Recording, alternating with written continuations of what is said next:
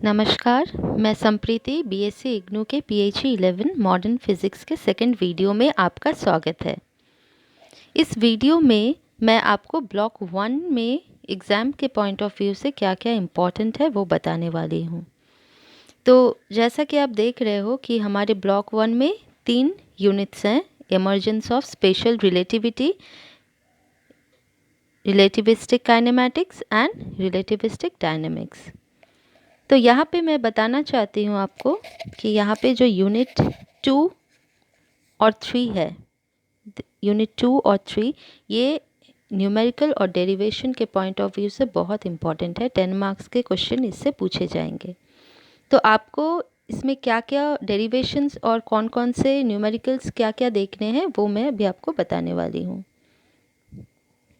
तो आप जैसा कि देख रहे हो कि यहाँ पे मैंने कुछ फार्मूला का चार्ट बनाया है जो आपको याद रखना है और इसमें क्या क्या डेरिवेशन है वो आपको देखना है।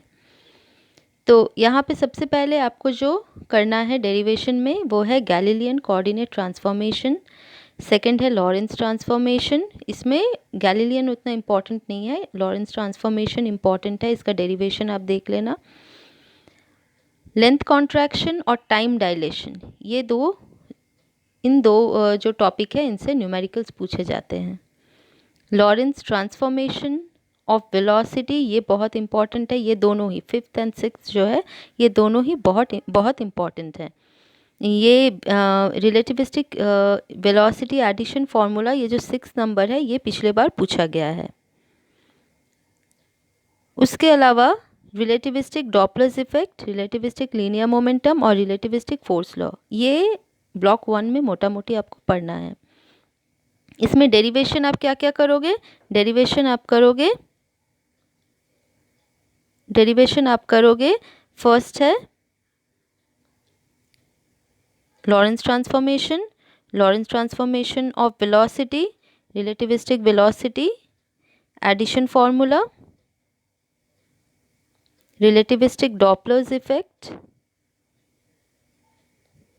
और रिलेटिविस्टिक फोर्स लॉ।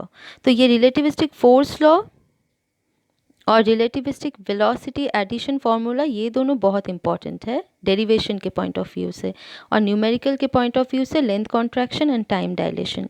तो मैं आज आपको न्यूमेरिकल, ये लेंथ कॉन्ट्रैक्शन और टाइम डायलेशन का एक एक न्यूमेरिकल बताने वाली हूँ।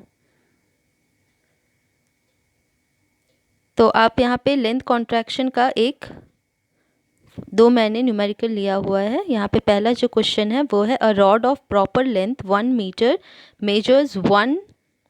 measures only 50 centimeter in a reference frame that is moving with respect to the rod. What is the speed of moving reference frame? तो यहाँ पे आपको फॉर्मूला क्या है लेंथ कॉन्ट्रैक्शन का?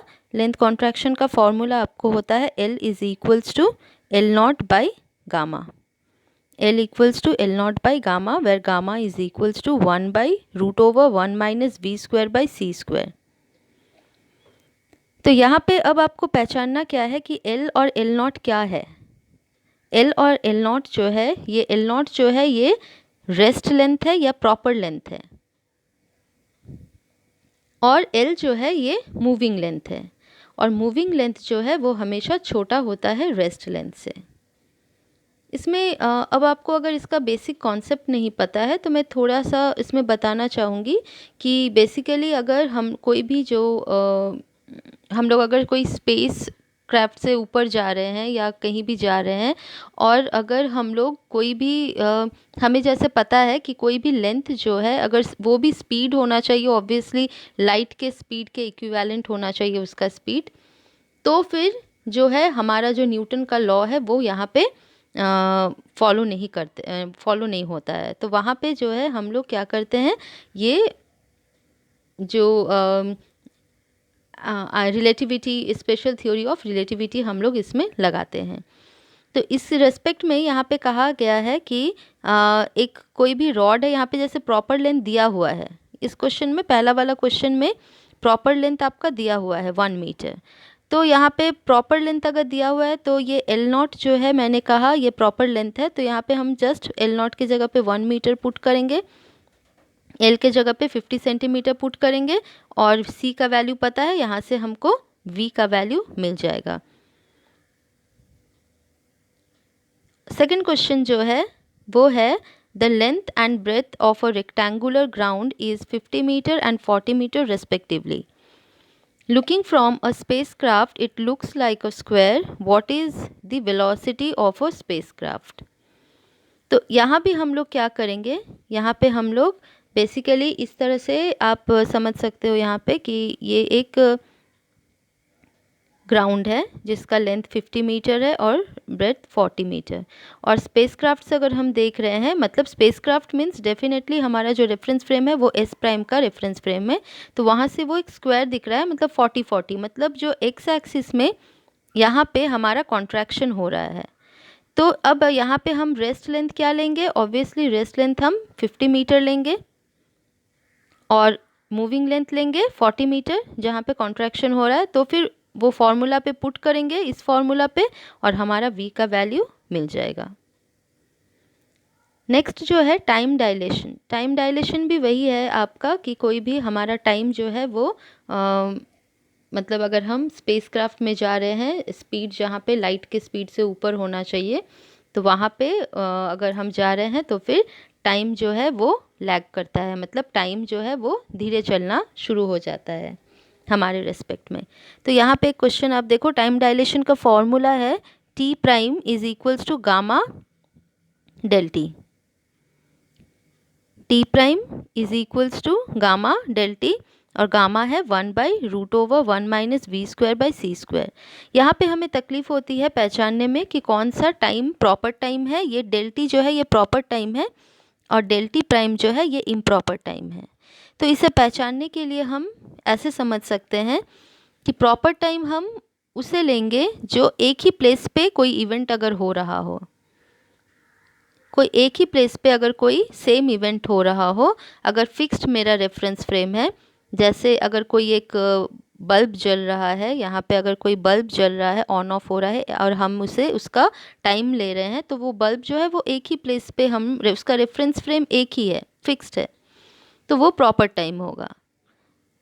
और इम्प्रॉपर लेंगे, जैसे अगर मेरा रेफरेंस फ्रेम, मैं खिड़की पे बैठी हूँ और एक देख रही हूँ कि बाहर कोई एक साइकिल चला रहा है, यहाँ से यहाँ तक गया, तो ये आप देख रहे हो कि एट टाइम t1 वो यहाँ था, एट टाइम t2 वो यहाँ आ गया, तो इसका जो है रेफरेंस फ्रेम चेंज हो रहा है। तो ये मोटा मोटी हम लोग अंदाज कर सकते हैं, इस तरह से हम लोग लेते हैं। तो यहाँ पे जैसे मैं क्वेश्चन पढ़ रही हूँ कि light takes 4.2 years to travel from the star system Alpha Centauri to the earth.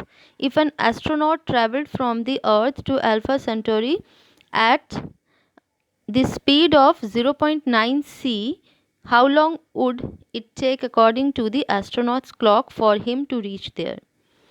तो यहाँ पे आप देखो, ये अगर अर्थ है मेरा, ये अर्थ है मेरा और ये कोई भी एक अल्फा सेंचुरी है जैसे यहाँ पे दिया हुआ है।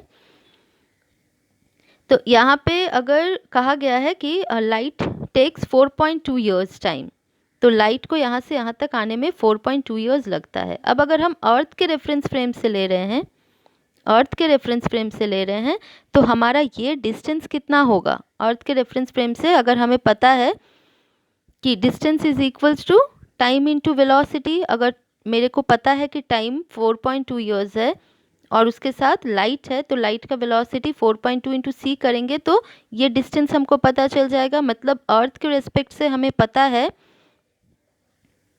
कि अगर हम टाइम निकालते हैं, वो स्पेसक्राफ्ट अगर यहाँ से यहाँ तक पहुँचाना है हमें, तो ये डिस्टेंस तो मेरे को पता है 4.2 सी है, और वेलोसिटी क्या हो जाएगा, तो स्पेसक्राफ्ट का हमारा वेलोसिटी कितना है 0.9 सी, तो वो डिवाइड करेंगे तो हमारा टाइम निकल जाएगा 4.7 years। मतलब अर्थ के रेफरेंस फ्रेम से हमें पता चल गया कि ये जो है स्पेसक्राफ्ट में बैठ के उसे यहाँ से यहाँ तक जाने में 4.7 years लगेगा टाइम। तो ये हमारा प्रॉपर टाइम हुआ, ये हमारा प्रॉपर टाइम हुआ।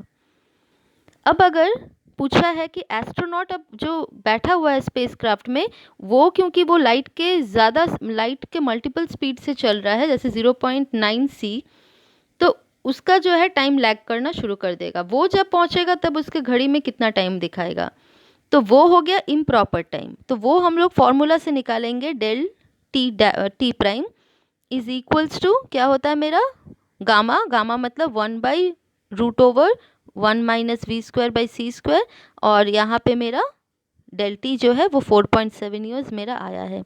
हम वैल्यू पुट करेंगे यहाँ पे, वी का वैल्यू पुट करेंगे और सी कट जाएगा, सी स्क्वायर, तो यहाँ पे मेरा आ जाएगा 2 ईयर्स। इसका मतलब ये हुआ कि अगर ये इसे लाइट के स्पीड से आने में इसे यहाँ पे 4.2 ईयर्स लग रहा है, लेकिन अगर मैं एक स्पेसक्राफ्ट बनाती हूँ और उसका स्पीड 0.9 सी है, तो उसे अर्थ से यहाँ तक पहुँचने में 4.7 ईयर्स लग जाएगा। और वही स्पेसक्राफ्ट में जो बैठा है वो जब अपना घड़ी टाइम देखेगा तो उसके लिए वो 2 साल होगा, उसके लिए वो टाइम छोटा हो जाएगा। तो ये है स्पेशल थ्योरी ऑफ रिलेटिविटी का स्पेशलिटी। तो थैंक यू वेरी मच। मैं अपने नेक्स्ट वीडियो में इसके दूसरे सम्स क्या क्या इम्पोर्टेंट है वो बताने वाली हूँ। और अगर आपको कुछ क्वेरीज़ हो तो आप मुझे मैसेज कर सकते हो, आप मुझे कमेंट में जाके लिख सकते हो। अगर आपको पर्सनली कोई प्रॉब्लम है तो आप अपना नंबर भेज सकते हो, मैं अगर पॉसिबल हो तो मैं आपको हेल्प कर सकती हूँ पर्सनली। ठीक है, थैंक यू सो मच। तुम